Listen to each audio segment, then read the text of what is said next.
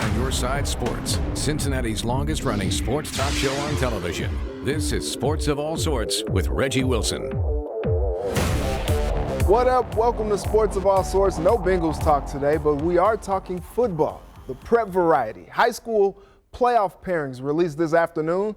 Let's take a look at some of the matchups. In Division I, Region 4, St. X is the number 1 seed. The Bombers will play Mason, who just picked up a big win over Princeton. Fairfield will rematch its Week 4 game against Hamilton and hope for another win. Princeton will play GMC champs Colerain, a rematch from Week 4 in which the Cardinals won, and Elder gets Lakota West. In Division II, Region 8, LaSalle is the number 1 seed playing Little Miami.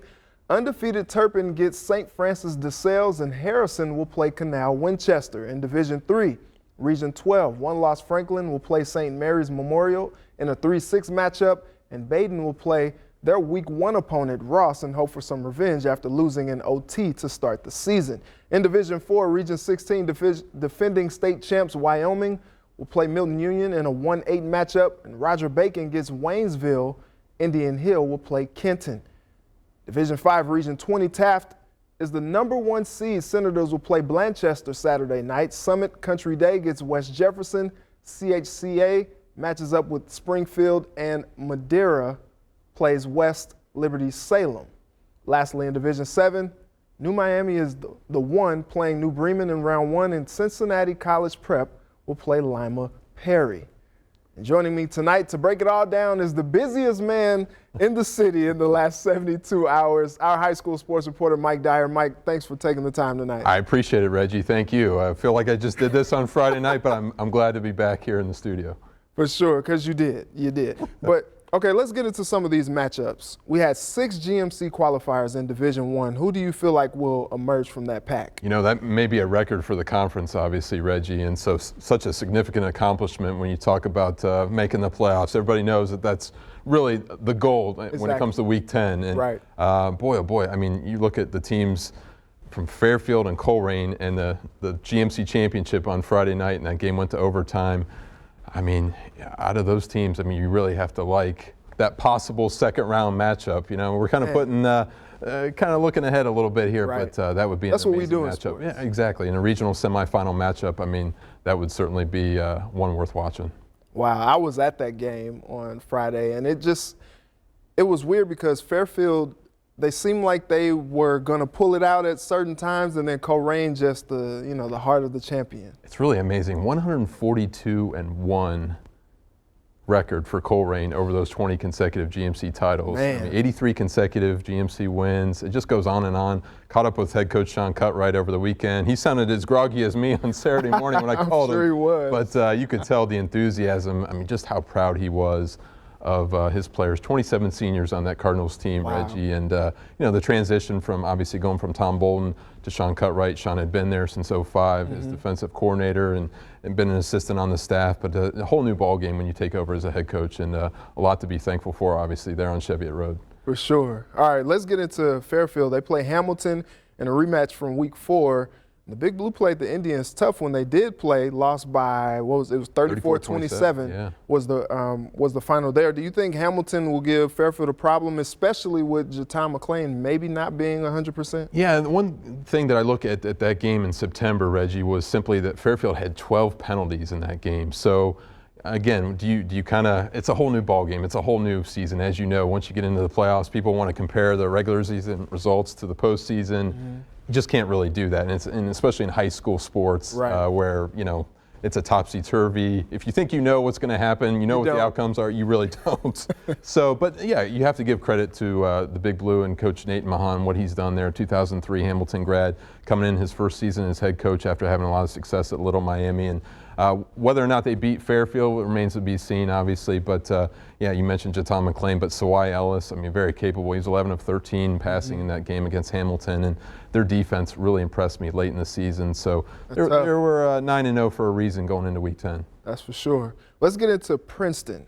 They lost to Colerain in Week 4, so this is a rematch here. But the Vikings, they lost to Mason Week 8, so a little bit of a head scratcher there. What do you see from these two teams when they run it back? Yeah, I mean, Princeton, got to give credit to Coach Mike Daniel's first playoff appearance since 2007. Awesome. Obviously, everybody knows about their big-time recruits. Yep. Harris Johnson, offensive tackle, going to Ohio State. Darion Henry, the defensive end, going to Ohio State. And then Jaheim Thomas, their outstanding linebacker, going to UC, among other committed players as well. But, yeah, it's kind of a, we talk about it, kind of a head-scratcher. You're kind of wondering, what to make of this Princeton team now that they lost to Mason in Week 10. But, when you go over to Coleraine and it's round 1 of the playoffs, you have to know what you're up against. And the Cardinals are 20-0 in first-round games, and that's not including the 1995 forfeit, Reggie. So it's a tough place to play at, and especially in the playoffs. I mean, the Cardinals seem to be money in round 1.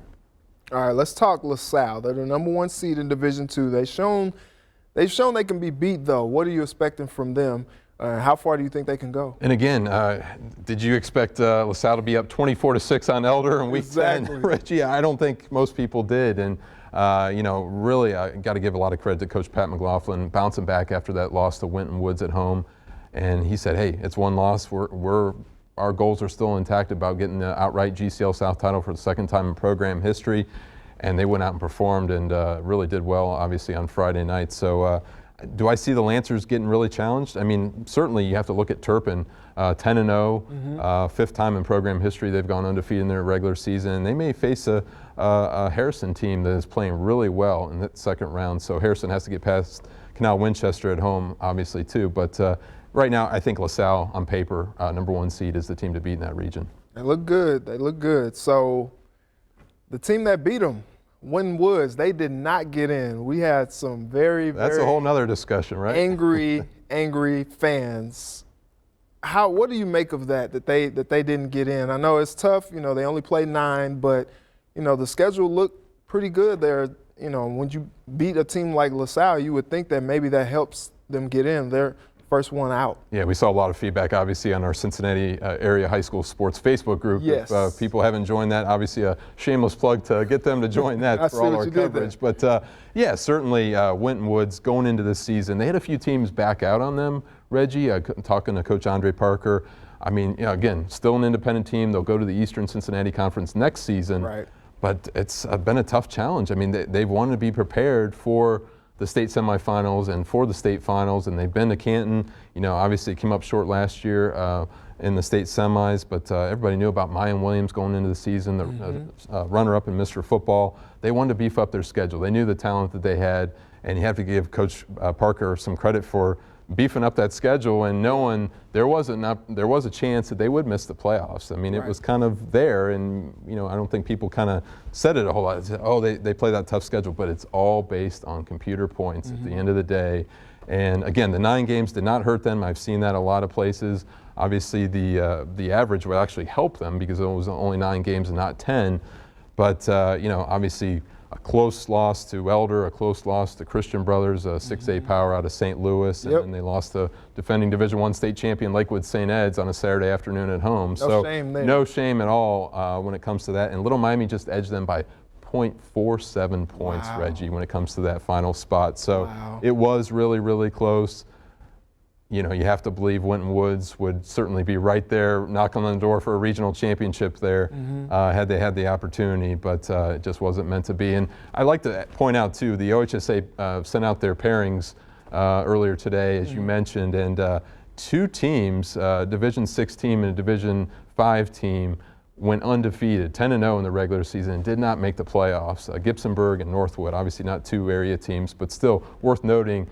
It's been since 2001 that a Ohio high school football team went undefeated in the regular season, did not make the playoffs, and lo and behold, we had 2 this season. Wow. It just goes to show you just never know. You never know. All right, in Division IV, you have defending state champs Wyoming, undefeated. They look good again. Do you think they can do it again? I penciled them in, Wyoming, early in the preseason, Reggie, when it comes to getting back up to Canton. I just love the way their offense is led by senior quarterback Evan Prater, University of Cincinnati commit, a Mr. Football candidate, He's 37-1 as a starting quarterback there with the Cowboys. It's really unbelievable. I had a great conversation with head coach Aaron Hancock on Saturday morning, and he just says, you look at all the stats and everything, but it's beyond that. It's what Evan brings to the practice each and every day, and what he does with his leadership. He was named the Cincinnati Hills League Offensive Player of the Year for the second time earlier today. Their senior linebacker Camden O'Gara was named the Defensive Player of the Year there in the CHL. So I really like the Cowboys. I had them penciled in, like I said, to make it up to Canton again. But they look out. They might have to play a Clinton Massey team that is 9-1, or don't count out Roger Bacon, number 6 seed with Corey Kiner. You have a chance with a talent like Corey Kiner. That's true. So just real quick, you wrote a great story on Taft wide receiver DeQuan Smith, and his Senators are #1 in the playoffs. What are you expecting from them? Well, thank you for the compliment, obviously. Oh, yeah, nice words there, Reggie. Oh, appreciate it. But talking to Coach Jeff Cargile, they really, really want to get that playoff win. And Coach said, hey, this is not only for our program at Taft, this might be for the entire Cincinnati Public Schools. Wow. He believes it's been over close to 30 years since the CPS team has won a football playoff game. Wow, we believe that Cape was the last team that had done that. But yeah, I mean, all of the stars are aligning for them. A home game next Saturday night at Stargell Stadium against Blanchester. And if this is the year that Taft's going to make a nice run, I think Coach Cargile would say he has the talented players to do so. Wow, we'll be checking them, all of these matchups out this week. You're going to be busy again, I'm sure. Fun time of year, that's for sure. It's a great time of the year. It's going to be cold, so not great for me, but I appreciate you taking the time. Thanks, Reggie. Appreciate you having me. For sure. Anytime, anytime. So